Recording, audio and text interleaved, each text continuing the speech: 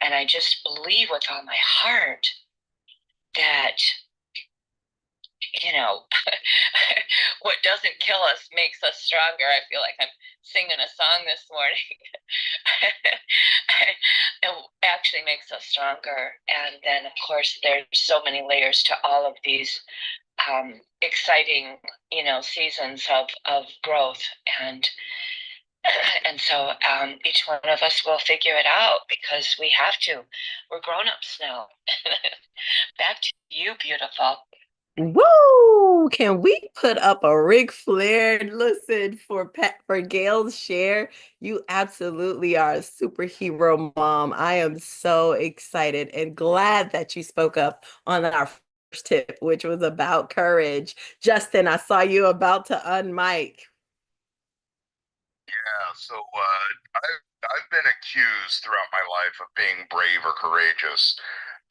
And I've always kind of looked at it as like, well, it's I've got a choice between letting the barreling truck hit me or jumping into the fire that's going on. Like, I don't view it as bravery, just practical. Um, but there was a lot of overcoming issues. I had struggled with severe persistent mental illness for years, and here very recently there was a fear that maybe that was starting to recur. I've been in successful recovery for years, and but there was a fear that that illness was coming back, and it was actually a courage to let go of that fear, to act in alignment with the signals and the guidance I was feeling I was getting, and not worry that it was delusion or hallucination. And in doing so, a lot of good things happened, and that was definitely a moment where I had to be courageous, and I think the conditioning of my life is the only reason I was able to leave. And I chose that trail, and I have not regretted it. So I'm Justin with the orange beard, and that's my time. Woo! I am so glad that you did it, Justin. Go for it. Who was that? This is Patrice. Good morning, everyone. So yeah, I'm in here in Portland, Oregon. It's 2:22. Originally from Chicago. I always like to say that. So when you think about superheroes, I don't know if I had a superhero, but I know that my grandma, she blessed us with me and my sister with Punky Brewster snowsuits. And I don't know. I've always watched Punky Brewster. I've always looked up to her in such a way. She was just that girl I used to roll out with the boys and have fun with the girls. But God, He allowed me to dream. When I would dream, I would always be flying in my dream. I've always flown, and He would allow me to go far out into the universe and look down on a planet and go and swoop in and rescue people. I remember there was one time my brother, he wanted to fly, and I said, Philip, I said, all you have to do is just believe, like believe that you can actually do it. In my dream, and I told him to hold on tight, and then he was kind of like pulling me down a little bit, but I say, hey, if you don't believe you cannot fly, then it will happen. I've always been flying. I fly still to this day in my dreams. So I woke up one day, got up on my steps far up high, and I jumped off because I just believed by faith that I could actually do it.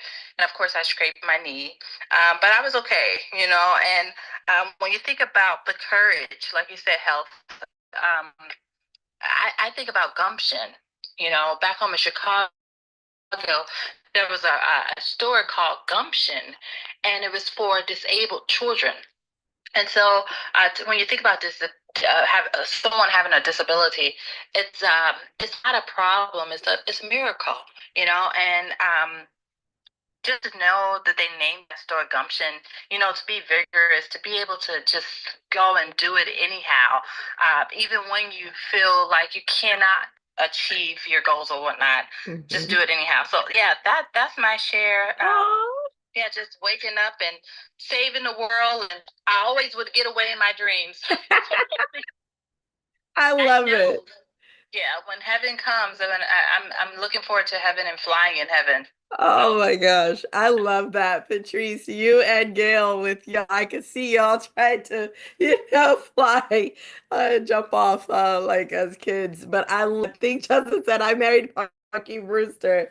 Listen, that was one of my favorite shows growing up as a kid too. So I am loving these stories, you guys, and I'm loving that you guys, can see as well. But I want to tell you what Webster says. These are the two versions of that definition, and I think that we all hit it. But Webster says a fictional hero having extraordinary or superhuman powers. Second definition is an exceptionally skillful or successful person. So today we are honoring National Superhero Day, and we're talking about the superhero within, the superhero within each and every one of you. I don't want you to think about, heroism. It's just for the outside. It's also within. And you see, here's the thing, you guys. We don't even have to there's no cape required. Isn't that so cool? So I know that each and every one of us, guess what? We were born with superpowers. We were born. Why? Because there are three core powers that I truly believe we all have. We talked about the first, which is courage. The next, compassion. Think about the compassion that Spider-Man had after the loss of his uncle. Think about the compassion. Look at insert any superhero after whatever took place. See, for me, it was my grandmother. That was that superhero activation for me to be along the lines of healing. See, when she passed away and I was only 11 years old and I was trying, even though I didn't know how to save a life, I didn't know the warning signs of a heart attack. I didn't know how to do CPR. I didn't know. And I just remembered, just like Spider-Man feeling, to a degree helpless, you know, it made me want to be able to equip myself so that I could save other grandparents. Although I couldn't save mine, my favorite superhero, which was my grandma. I wanted to start on that journey to save others.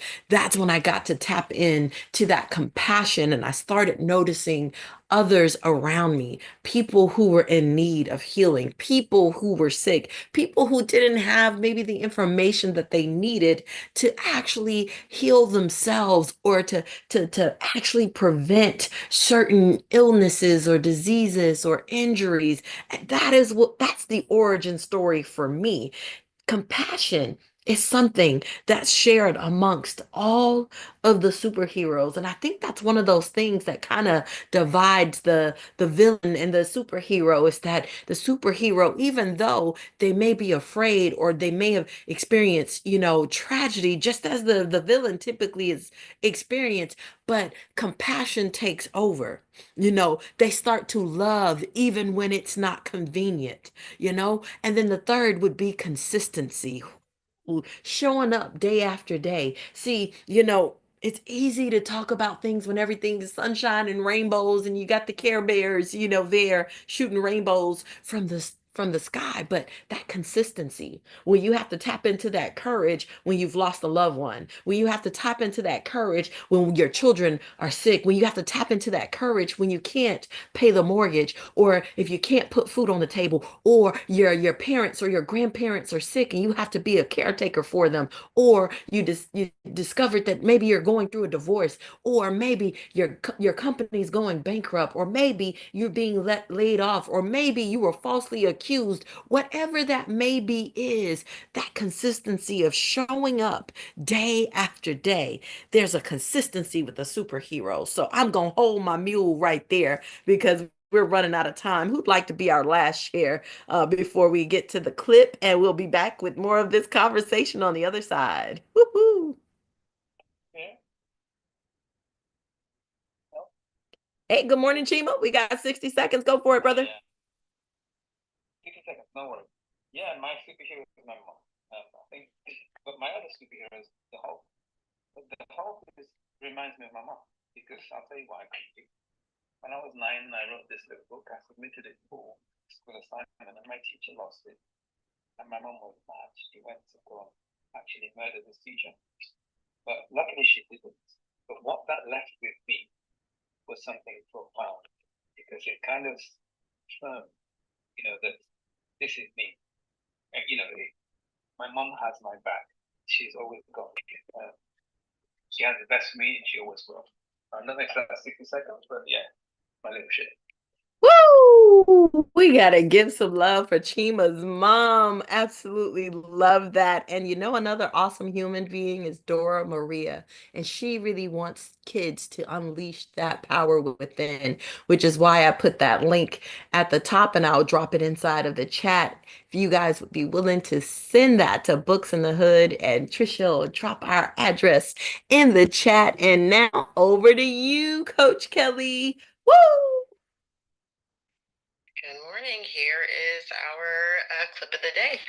He's an actor, screenwriter, and director, best known for creating the Rocky and Rambo series. He was evicted from his apartment and was homeless for 3 weeks before getting into the film industry. He became the third man in history to receive nominations for Best Original Screenplay and Best Actor for the same film. He's Sylvester Stallone, and here are his top 10 rules for success. What in this whole world turns you on? Gosh, I really just, I just love it. I love being told no. It just means yes. Yeah. What turns you off? Lack of enthusiasm really turns me off. The point is, I'm pursuing something and nobody looks so happy about it. But we're just looking out for your interests. I appreciate that, but maybe you're looking out for your interests just a little bit more. I mean, you shouldn't be asking people to come down here and pay the freight on something they paid. It still ain't good enough. I mean, you think that's right? I mean, maybe you're doing your job, but why you gotta stop me from doing mine? Because if you're willing to go through all the battling you gotta go through to get to where you want to get, who's got the right to stop you? I mean, maybe some of you guys got something you never finished, something you really want to do, something you never said to somebody, something. And you're told no, even after you pay your dues. Who's got the right to tell you that? Who? Nobody. It's your right to listen to your gut. It ain't nobody's right to say no after you earn the right to be where you want to be and do what you want to do. The older I get, the more things I got to leave behind. That's life. The only thing I'm asking you guys to leave on the table is what's right. We were running behind schedule, and I had to shoot a montage. Oh my God, this montage would have taken like 5 days. So what I did is I came in there, brought everyone into one big room, all the dancers, and had 3 cameras. I took one camera and just stayed with John Travolta, and I worked with him. And the rest, I said to everyone, just dance and do whatever you want. Cartwheels, I said, catch it all, whatever. And then I sent a camera down where they're making the stage. I mean, just with regular light. I said, and just shoot what you can. Just no sound, nothing. And we put it all together and saved 4 days of fun. But none of that, absolutely zero, was choreographed. Isn't it funny? I said, okay, John, just do this. Cut. Do this.